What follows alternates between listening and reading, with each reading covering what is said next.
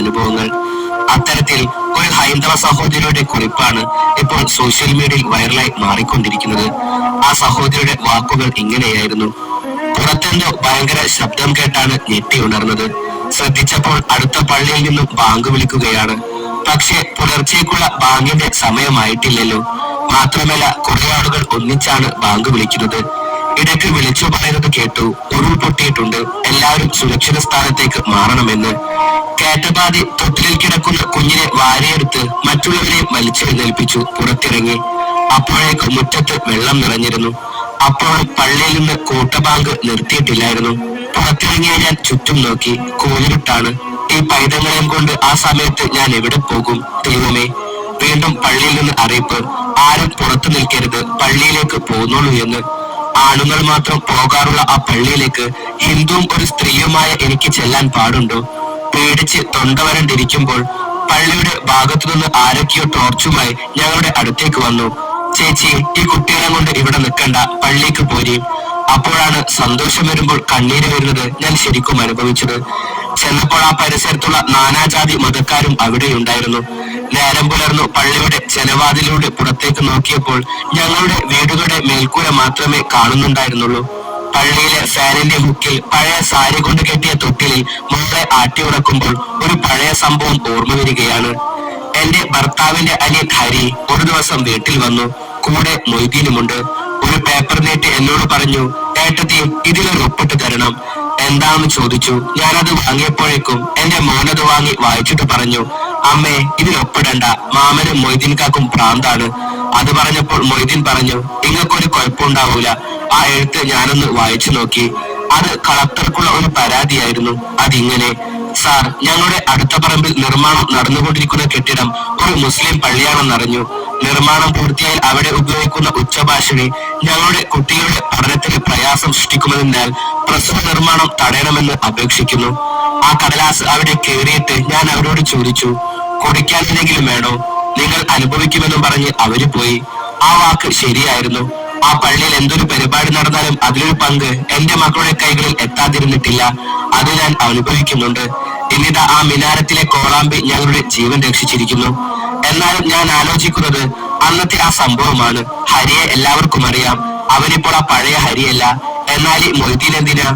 ഈ ലോകത്ത് ഏറ്റവും വലിയ ഒരു പ്രശ്നം തെറ്റിദ്ധാരണയാണ്.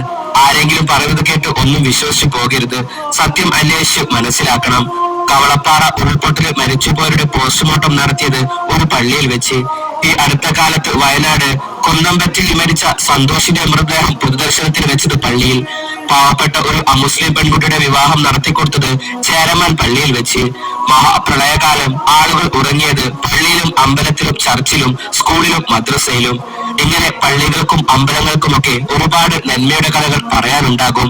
നാം ഒരു അപകടത്തിൽപ്പെട്ടാൽ സഹായിക്കുന്നവർ ആരെന്നോ അവസാനം ഒരു തുള്ളി വെള്ളം തരുന്നവർ ആരെന്നോ പ്രവചിക്കാൻ കഴിയാത്തിടത്തോളം കാലം ഒരുതരം വർഗീയതയ്ക്കും ഒരു വിലയും പ്രസക്തിയും നമ്മുടെ നാട്ടിലില്ല. ഇതായിരുന്നു ആ സഹോദരി വയനാട് ഉണ്ടാക്കിയിട്ടുള്ള ദുരന്തം കൊണ്ട് ഒരുപാട് പേര് ഒരു കാര്യം പഠിച്ചിട്ടുണ്ടാവും എന്നാണ് വിശ്വസിക്കുന്നത്. എനിക്ക് മനസ്സിലായ കാര്യം, ഈ ഒറ്റ ദുരന്തം കൊണ്ട് മനസ്സിലായ ഒരേ ഒരു കാര്യം: ജാതിയില്ല, മതമില്ല, രാഷ്ട്രീയമില്ല, എല്ലാവരും മനുഷ്യരാണുള്ള സംഭവം. കാരണം ഇവിടെ ഓൾറെഡി ഞാൻ വീഡിയോ ചെയ്തിട്ടുണ്ടായിരുന്നു. ഇവിടെ ആരും അങ്ങോട്ടും ഇങ്ങോട്ടും ഡിസ്ക്രിമിനേഷൻ ഇല്ല. എല്ലാവരും ഒരുപോലെയാണ്. ഹിന്ദു ആയാലും മുസ്ലിം ആയാലും ക്രിസ്ത്യാനി ആയാലും പൈസക്കാരായാലും പാവപ്പെട്ടവരായാലും കളറുള്ള ആളായാലും ഇല്ലാത്ത ആളായാലും ഏത് പാർട്ടിക്കാരനായാലും ഒക്കെ ഇപ്പോൾ ഒന്നായില്ലേ? എല്ലാവർക്കും ഒരേ അവസ്ഥയല്ല വന്നത്. ഇവിടെ എവിടെയാണ് മതമുള്ളത്? ഇവിടെ എവിടെയാണ് രാഷ്ട്രീയമുള്ളത്? എല്ലാവരും ഒറ്റക്കെട്ടായി. ഇതാണ് ഇതുകൊണ്ടുള്ളൊരു മെസ്സേജ്. ഇതിൻ്റെ ശവസംസ്കാരങ്ങൾ കണ്ടിട്ടുണ്ടോ? അതായത് തിരിച്ചറിയാൻ പറ്റാത്ത മൃതദേഹങ്ങൾ പോലും ആണാണോ പെണ്ണാണോ ആരാണെന്ന് പോലും അറിയില്ല. ഏത് മതത്തിൽപ്പെട്ടവരാണ്, ഏത് രാഷ്ട്രീയത്തിൽപ്പെട്ടവരാണ്, ഇവർ വീട്ടുകാർക്ക് പോലും തിരിച്ചറിയാൻ പറ്റാത്ത രീതിയിലുള്ള. അവരെ സംസ്കരിച്ച സമയത്ത് ഹിന്ദുവും മുസ്ലിമും ക്രിസ്ത്യാനിയും ഒന്നിച്ചായിരുന്നു. അവിടെ ഓരോ ഈ 3 വിഭാഗത്തിൻ്റെ ആചാരങ്ങൾ ഒന്നിച്ചായിരുന്നു. നിങ്ങൾ ശ്രദ്ധിച്ചിട്ടുണ്ടാവും. ഇതിന് എന്താണ് മനസ്സിലാക്കാനുള്ളത്? ഇവിടെ എവിടെയാണ് നമ്മൾ വർഗീയതയും മതത്തിൻ്റെ കാര്യങ്ങളും രാഷ്ട്രത്തിൻ്റെ കാര്യങ്ങളും കൊണ്ടുവരുന്നത്? എന്തിൻ്റെ പേരിലാണ്? ഇത്രയേ ഉള്ളൂ മനുഷ്യൻ, ഇത്രയേ ഉള്ളൂ. എല്ലാം ഒന്നാണ് തിരിച്ചറിയുക. എല്ലാം മനുഷ്യരാണ്, എല്ലാവരും മനുഷ്യരാണ് തിരിച്ചറിയുക. ഇവിടെ നമ്മൾ ഇന്ന ജാതി ഇന്ന മതം ഞങ്ങളാണ് വലുത് ഞങ്ങൾ അങ്ങനെയാണ് ഇങ്ങനെയാണെന്നൊക്കെ പറയുന്ന ആൾക്കാരോട് പുച്ഛമാണ് തോന്നുന്നത്. ഇത് അവർക്കുള്ളൊരു എക്സാമ്പിളാണ്.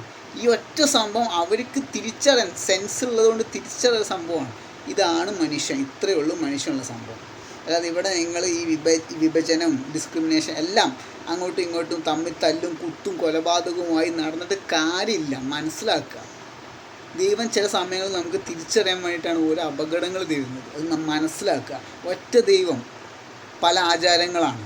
ഞാൻ മനസ്സിലാക്കുന്ന ഒരു പോയിൻ്റ് അതാണ്. പല രീതിയിലുള്ള ആചാരങ്ങൾ അത് നിങ്ങളുടെ ഇഷ്ടത്തിനനുസരിച്ച് നിങ്ങൾ കൊണ്ടുപോകും. പക്ഷെ അതിൻ്റെ ഇടയിൽ ഈ ഒരുപാട് അങ്ങോട്ട് വിഷം കുത്തി നിറച്ച ആളുകളിൽ ഒരുപാട് പ്രശ്നങ്ങൾ ഉണ്ടാക്കുമ്പോഴാണ് ഈ വിഷയങ്ങൾ വരുന്നത്. അങ്ങോട്ടും ഇങ്ങോട്ടും തമ്മിൽ തല്ലും കൊലപാതകവും അതും ഇതൊക്കെ ആയിട്ട് പോകുന്നത്. അപ്പോൾ പറഞ്ഞു വന്ന അതൊന്നുമല്ല പറയാനുള്ള വിഷയം. ഇപ്പോൾ ഒരു വീഡിയോ കണ്ടല്ലോ, ഇത് ഫേസ്ബുക്കിൽ ഒരു സ്ത്രീ, ഒരു ഹൈന്ദവ സ്ത്രീ കൊടുത്തിട്ടുള്ളൊരു സംഭവമാണ്. ഈ വയനാട്ടിലുള്ളൊരു സ്ത്രീ അപകടം നടന്ന സമയത്ത് പറയുന്ന കാര്യങ്ങളാണ്. ആ സ്ത്രീ വ്യക്തമായിട്ട് പറയുന്നുണ്ട്. ആ സ്ത്രീയും കുട്ടികളും വീട്ടിലായിരുന്നു ഈ സമയത്ത്. രാത്രി പള്ളിയിൽ നിന്ന് ബാങ്ക് വിളി കേൾക്കുന്നു. നെറ്റ് എണീറ്റു. കാരണം സമയം തെറ്റിയിട്ടുള്ള ബാങ്ക് വിളിയാണ്, ടൈമിലല്ല. സ്വാഭാവികമായിട്ട് എണീറ്റു. നോക്കുമ്പോൾ അനൗൺസ്മെൻ്റാണ്, എല്ലാവരും വീട്ടിൽ നിന്ന് ഓടി രക്ഷപ്പെടുക, അതുപോലെ തന്നെ സുരക്ഷിതമായിട്ടുള്ള സ്ഥലത്തോട്ട് മാറി നിൽക്കുക എന്നൊക്കെ പറഞ്ഞിട്ട് പുള്ളിക്കാരി കുട്ടിയൊക്കെ എടുത്ത് വെളിയിലിറങ്ങി നേരെ ചെന്ന് പള്ളിയിലാണ്. 2 കൈ നീട്ടി സ്വീകരിച്ചു പള്ളിയിലുള്ള ആൾക്കാർ. അവിടെ ഉറങ്ങി. അവിടെയും ഒരുപാട് ആളുകൾ ഇതുപോലെ തന്നെ പല മതത്തിൽപ്പെട്ട ആളുകളും ഉണ്ടായിരുന്നു. സുരക്ഷിതമായൊരു സ്ഥലത്തെത്തി. അപ്പോൾ ആ പുള്ളിക്കാരിക്ക് തോന്നി, ആ സ്ത്രീക്ക് തോന്നിയ കാര്യമാണ്, തന്നെ രക്ഷിച്ചത് എൻ്റെ മതത്തിൽപ്പെട്ട ആൾക്കാരല്ല, എൻ്റെ ജാതിപ്പെട്ട ആൾക്കാരല്ല, വേറെ വിഭാഗക്കാരാണ്. തിരിച്ചും സംഭവിക്കാം. മുസ്ലിം വിഭാഗക്കാർക്കും അവരെ രക്ഷിച്ച ആൾക്കാരിൽ ഹിന്ദുക്കളായിരിക്കാം, ക്രിസ്ത്യാനികളായിരിക്കാം. അവരിപ്പം അഭയം തേടിയത് ചർച്ചിലായിരിക്കാം, അമ്പലത്തിലായിരിക്കാം. അപ്പോൾ ഒരു ആൾക്ക് നേരിട്ട് ഒരു എക്സ്പീരിയൻസാണ് ഷെയർ ചെയ്തത്. സേഫായി ആളും കുട്ടിയും മക്കളെല്ലാം സേഫായി. എല്ലാവരും ആളും കുട്ടിയെല്ലാം സേഫായി. അപ്പോൾ ഇത്രയേ ഉള്ളൂ. ഇവിടെ വിഭജനത്തിൻ്റെ ആവശ്യമുണ്ടോ? എനിക്ക് ഇതിൽ നിന്ന് ഒറ്റൊരു കാര്യം മനസ്സിലായത്, നമ്മൾ എന്തിൻ്റെ പേരിലാണ് വർഗീയത കൊണ്ടുനടക്കുന്നത്, എന്തിൻ്റെ പേരിലാണ് രാഷ്ട്രീയം കൊണ്ടുനടക്കുന്നത്? അങ്ങോട്ടും ഇങ്ങോട്ടും തമ്മിൽ തല്ലി ചാവാനാണ്. അതുകൊണ്ട് എന്ത് നേട്ടമാണ് നമുക്ക് ഉണ്ടാകുന്നത്? ഇതിൽ നിന്ന് നിങ്ങൾ ഉൾക്കൊള്ളേണ്ട ഒരു മെസ്സേജ് അതാണ്. ഇതിലൊന്നും കാര്യമില്ല എന്നുള്ള കാര്യം, ഇതിലൊന്നും അർത്ഥമില്ല എന്നുള്ള കാര്യം. എല്ലാവരും മനുഷ്യരാണ്, എല്ലാവരും ഒന്നാണ്. നിങ്ങൾക്ക് ഇതിൻ്റെ ഇവരുടെ മരണത്തിന് കുറച്ച് ആളുകളും തിരിച്ചറിയാൻ പറ്റാത്ത ആളുകളും മരിച്ചല്ലോ. അവിടെ ആ സംസ്കാരമോ ഒന്ന് വീഡിയോ ഒന്ന് എടുത്ത് കണ്ടു കഴിഞ്ഞാൽ മനസ്സിലാക്കാം എത്രത്തോളമാണ് അതിലുള്ളൊരു ഒത്തൊരുമ എന്നുള്ളത്. ചർച്ചിൽ മുസ്ലിംസിൻ്റെ പള്ളിയിൽ ഇന്ന ആൾക്കാർ കയറാൻ പാടില്ല, അല്ലെങ്കിൽ ഹിന്ദുസിൻ്റെ പള്ളിയിൽ നിന്നൊക്കെ ആൾക്കാർ കയറാൻ പാടില്ല എന്നൊക്കെ വിഭജനം ഉണ്ടാക്കി വെച്ച ആൾക്കാരുണ്ട്. അവരോടൊക്കെ എനിക്ക് പറയാനുള്ളത്, ഇതിലൊക്കെ എന്ത് കാര്യമാണുള്ളത്? അവസാനം മനുഷ്യൻ മരിക്കുന്ന സമയത്ത് നമുക്ക് വെള്ളം തരുന്ന ആരാന്നറിയില്ല, നമ്മളെ മതത്തിൽപ്പെട്ട ആൾക്കാരാവണമെന്നില്ല. നമ്മളെ ചേർത്ത് പിടിക്കുന്ന നമ്മളെ മതത്തിൽപ്പെട്ട ആൾക്കാരാവണമെന്നില്ല. മനുഷ്യരാണ് എല്ലാവരും. അത് തിരിച്ചറിഞ്ഞാൽ മതി. അതാണ് പോയിൻ്റ്. ഇങ്ങനത്തെ അപകടങ്ങളിൽ നിന്നൊക്കെ നമ്മൾ മനസ്സിലാക്കേണ്ട ഒരു മെസ്സേജ് അതാണ്. ഇപ്പോൾ ഈ പറഞ്ഞ സ്ത്രീ ഇങ്ങനെ ഒരു കുറിപ്പ് ഫേസ്ബുക്ക് ഇട്ടപ്പെടും. ഇതിന് മുമ്പും ഇതിലെല്ലാ കാര്യങ്ങളും നമുക്ക് തിരിച്ചറിയാനുള്ളൊരു മെസ്സേജ്. പണ്ട് വെള്ളപ്പൊക്കം വന്ന സമയത്തായാലും എല്ലാം ഓരോരോ മെസ്സേജാണ് നമുക്ക് കിട്ടുന്നത്. അതായത് തിരിച്ചറിയാൻ ഇതൊക്കെ വേസ്റ്റാണ് നമ്മൾ ഈ കാണിക്കുന്ന ഡിസ്ക്രിമിനേഷനും അങ്ങോട്ടും ഇങ്ങോട്ടും. കാരണം ഒരു കല്യാണ ആലോചന വന്നു കഴിഞ്ഞാൽ അവൻ ഹിന്ദുവാണ്, അവൾ ഹിന്ദുവാണ്, അല്ലെങ്കിൽ അവൾ ക്രിസ്ത്യാനിയാണ്, അവൾ ക്രിസ്ത്യാനി മുസ്ലിമാണ് എന്ന് പറഞ്ഞ് അത് ഒഴിവാക്കി കളയുക. മതത്തിൻ്റെ പേരിലും ജാതിയുടെ പേരിലും അതുപോലെ തന്നെ മറ്റുള്ള കാര്യങ്ങളുടെ പേരിലും ആൾ മാറ്റി നിർത്തുക. ജാതി മതം, ഞങ്ങളെ മതത്തിൽ ഇങ്ങനെയല്ല, ഞങ്ങളെ മതം ഇങ്ങനെയാണ് എന്നൊക്കെ പറഞ്ഞ ആൾക്കാരുണ്ട്. ഞങ്ങളെ മതത്തിൽ ഇങ്ങനെ പറഞ്ഞിട്ടില്ല, ഞങ്ങളെ മതത്തിൻ്റെ പേരും പറഞ്ഞ് കിതാബ് എടുത്ത് നടക്കുന്ന ആൾക്കാരുണ്ട്. ഇതിലൊന്നും കാര്യമില്ല എന്ന് മനസ്സിലാക്കുക. മനുഷ്യൻ്റെ നന്മയിലാണ് കാര്യം. എല്ലാവരും ഒത്തൊരുമയിൽ ഒന്നിച്ച് ജീവിക്കുന്നതിലാണ് കാര്യം. അത് ആദ്യം തിരിച്ചറിയുക.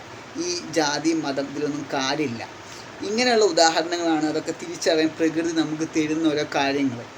ഞാൻ പലവട്ടം റിപ്പീറ്റ് ചെയ്ത കാര്യമാണ്. ഈ മതവും ജാതിയും വർഗീയത കൊണ്ടുവെക്കുന്ന ആൾക്കാരോട് പറയാനുള്ളത്, അതിൽ കാര്യമില്ല എന്നുള്ളൊരു തെളിവാണ് ഈ കാണുന്ന ഓരോ കാര്യങ്ങളും.